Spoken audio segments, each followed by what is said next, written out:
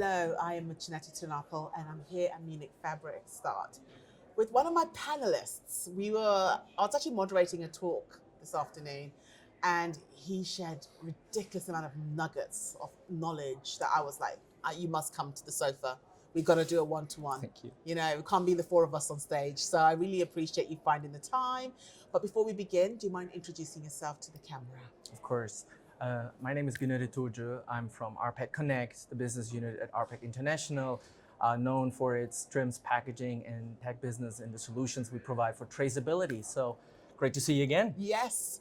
We're no strangers, are Indeed. we? No, we met at the Global Fashion Summit. We had the pleasure. We had the pleasure, and I just found you to be such a person that just spoke so well and passionate about Thank it. you. So I was like, you know what, I'm going to get in touch with him and have him come down to Munich. So thank you for coming down and joining us here. Thanks for having me. It's a pleasure. So we had a really good chat on the panel today, and I really would love for you to maybe start by explaining exactly what it is that you do, like what you did on the stage, because I felt like the penny dropped with the audience. They were like, aha, I get it now. You see what I mean? Indeed. Even with Nikita, who was on one of our panelists as well, she was saying that it dropped. So I would love for you to do the same. Do you mind explaining a little bit about what it is that you do? Yeah, sure. So we basically help brands from a software side to enable traceability. It starts basically at the cotton on the farm, the leather, the full materials traceability to production, logistics, distribution centers, retail, inventory management, self-protection, to consumers, scanning, connecting,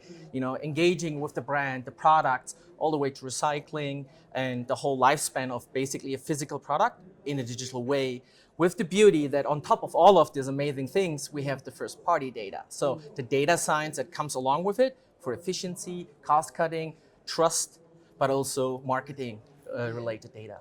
See, I think the important thing about this type of technology is the trust part. Exactly. So I feel like trust within fashion and its consumer has really eroded in the last 10 years due to a lot of greenwashing that was happening. A lot of brands felt that need to kind of be like, look at us, we're doing so well, we're doing a lot of sustainability, we're using a lot of technology, which ends up being that was not the case, and now the trust is slightly eroded. So you're basically saying by using this type of digital technology, they can kind of start building back that trust. Exactly. So apart from having a claim that claims to be recycled or sustainable or compliant, we actually help brands to showcase it, not only for their own benefits in improvements, but also to consumers. Where's the cotton coming from? The leather? Who has been working on it? Where it has been produced? What's the story of the product, the craftsmanship, the heritage that goes into brand stories? So we give brands a new channel that can be utilized either for internal efficiency improvements or to connect with consumers, the audience of tomorrow. Yes, because I think the questions that you asked, those are the questions consumers ask today. Exactly. Before, they never used to ask that. Exactly. And there's a new generation growing up, right? For them, this is,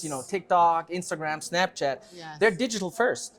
They're mobile screen first. Indeed. It's not about the point of sale anymore. Yes, you can have a nice flagship store, but people want to be engaged. They want to know the story of the product.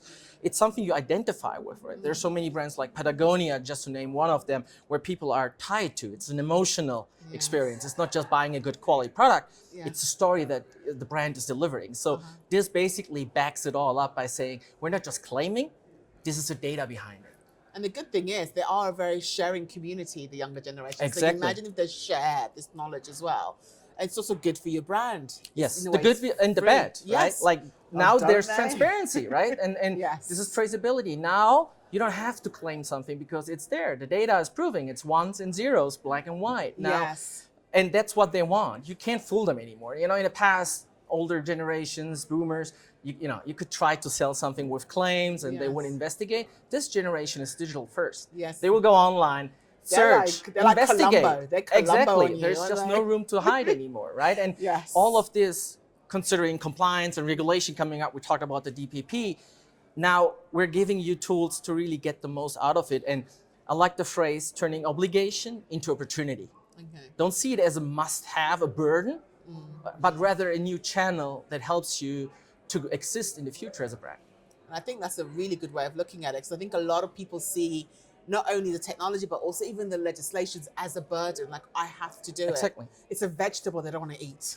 The broccoli. The broccoli. The broccoli in Europe, And we're known for the broccoli in Europe. Right? And they don't want to eat that broccoli. Exactly. And we're like, broccoli's good for you. You live longer. Indeed. And again, I think to be fair, it's also education, because it hasn't been transparent and traceable in the past, because fake claims, greenwashing, consumers are hesitant, right? They don't trust that messages anymore. Now it's really about building the next layer of trust, whether it's the product genuine, is it authentic, or is the claims correct? Are you really helping for nature, fight against child labor? All these things that are happening, sadly, they're still happening all over the world. Now the data is there to back up all the things, the mission you drive as a brand. Yes, and I think it's so important to do that because, I mean, there's a slight fear of technology, though. That's the thing. Which is normal, right? I mean, fashion is about fashion. It's materials, it's designs, feeling good, feeling nice, making you look. There's a quote that I've heard in sports, like, if you look good, you feel good. If you feel good, you perform good, right? Yes. And fashion has been about that emotion, not necessarily digitization and connecting, digital twins, all these buzzwords all around it. But this gives you a new layer. And if you look at other industries like automotive, you can see there's not an option anymore. You are either a digital first brand that coexists digitally as well as physically, or you're just going to lose out on the race. So I think that we need to separate the two in fashion. There's fashion, which is about your identity, your expression, and then there's business of fashion, which is all about profit. It's about your suppliers, your partnerships, your collaborations, your kind of the B2B kind of thing. So if we separate the two, and I think this is what I always say, technology is not about taking away your identity and your creativity. It enriches it. And also it's about the business side, making you operate better. Exactly. You're becoming faster, more agile, cheaper, more cost effective, and you build trust. And so why not adopt it? Exactly. So do you think the adoption as well is due to accessibility? I think the biggest burden was really, I get it, but either they had a big problem, usually it's traceability on supply chain because logistics are not good, or counterfeiting, parallel imports. One of the things that I learned at my time at Amazon is counterfeiting is bad, right? But the biggest problem is actually overproduction. We call it product diversion. That means your factory is producing more than you ask them to do so. Like you ask 1 million bags, but they produce 1.5 million. What happens with the 500,000 products? They go into the market, in a gray market. Okay. So now you have no control about where your products are actually popping up. Same quality, is there issues? Is the experience different? So now with traceability and legal teams chasing all these actors down, you can actually identify once you claim one of those items or take down the shops, you can now actually identify, wait a second, I have a distributor, a vendor in Vietnam or China or Turkey, whatever, who's producing more than they should be. Now you have proof because the data confirms it. Oh, wow. There's nowhere to hide. Exactly. Okay, then. I mean, I kind of like that because that way you are able to have kind of like information that you never had access to before. 100%. And I think this understanding of using your data in the way that actually benefits you as a company is so important. And you mentioned trust, right? Now, there's two pillars. One is the sensitive business, right? Where you produce your efficiency, your numbers. But then there's consumer data, right? And the worst thing that can happen to you is, you get hacked and you lose personalized consumer data, especially in Europe, again, broccoli / GDPR, right? Yes. Very hot topic. But if you do it right, for the very first time, brands can actually get first-party data. So you don't need to go to Google, Meta, and Apple and buy data because somebody's tabbing and scanning.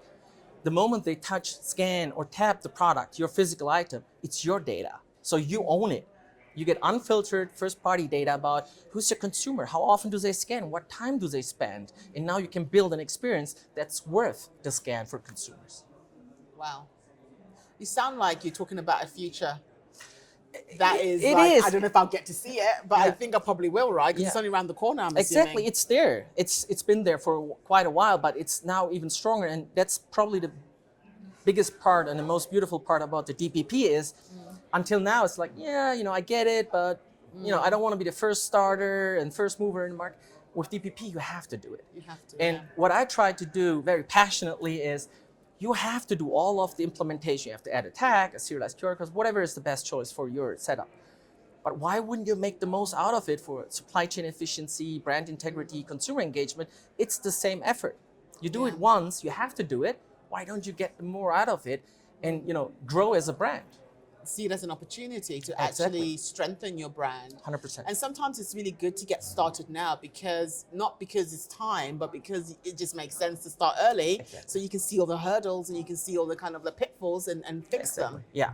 We're not You know? trying to push brands to start it. We're trying to educate them good enough, strong enough, so they know it's worth it, right? And Yes. again, the beauty about technology and software is you can start small. You can pilot on a specific problem, logistics, brand protection, whatever, and then just scale it. Because the moment you get the good results, it's easier for the teams to go to management and say, you see, like we've been able to identify, I don't know, 10 million fake products. Yes. That's a lot of revenue.